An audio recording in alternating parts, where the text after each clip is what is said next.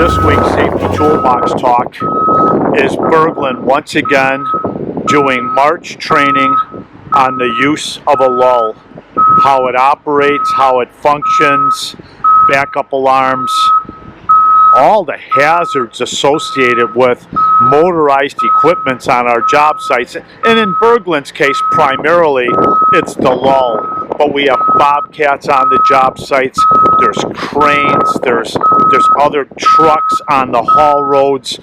So typically when we're operating a lull on all Berglund job sites, we're looking for a spotter, and we're also looking for high-vis vests on the job sites as the work zone requirements require.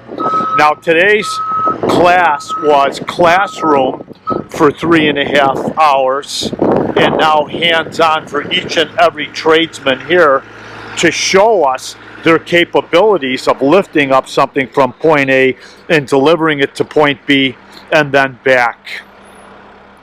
This is critical that we do this training.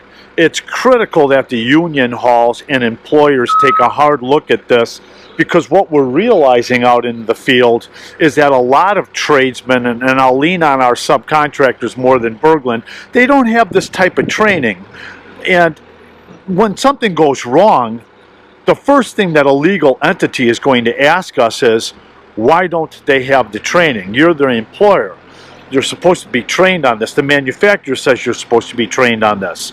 Now, there's a lot of things that come into play with lulls. The ground needs to be fairly level. You always keep the load in front of you when you're going up a hill. You always try and make sure that the ground is not vaulted in any way, because this son of a gun has a tendency to tip over. And then when you're lifting that load back up into the air, do you have anybody passing underneath? Because now you've got people passing underneath a suspended load, which is also a hazard in itself. And then taking a look at what I have there further in the distance is overhead power lines. How many times have we read a fatal fact on the OSHA websites about these guys operating these lulls and hitting overhead power lines, which is energizing this thing? And one of the weakest elements that I've recognized walking our fields with our subcontractors primarily is, why isn't anyone wearing a seatbelt when they're operating a lull? The seatbelt is your low-hanging fruit. If you're going down the road and this thing's rocking back and forth, you're not exactly level, you could feasibly get thrown out of this thing and be run over by it. And then also, once again, Berglund's policy, a spotter at all times, but keeping enough distance away from the operator to whereas you're not getting struck by or pinched by this piece of motorized equipment and a fixed object. There's plenty that can go wrong with these pieces of equipment. In the morning when you come out, you should be doing a thorough walk around the entire unit looking for any type of leaks.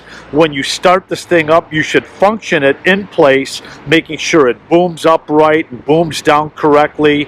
Understand the weight capacity that this apparatus has to lift, what you're lifting and what it weighs, and how far out you're reaching with this. There are load charts with the manufacturer's manual on the machine that you should be taking a look at prior to operation. And every manufacturer says that. Please take a look at the manufactured requirements before you operate this type of machine. So once again, awareness training today at Berglund Construction Company. We have, roughly speaking, 40 tradespeople in the company in the last 3 years that have gone through this training, that are our primary lull handlers and operators on our projects. Always be aware of your surroundings when one of these is operating on your job, okay? Let's have a safe week. Thank you.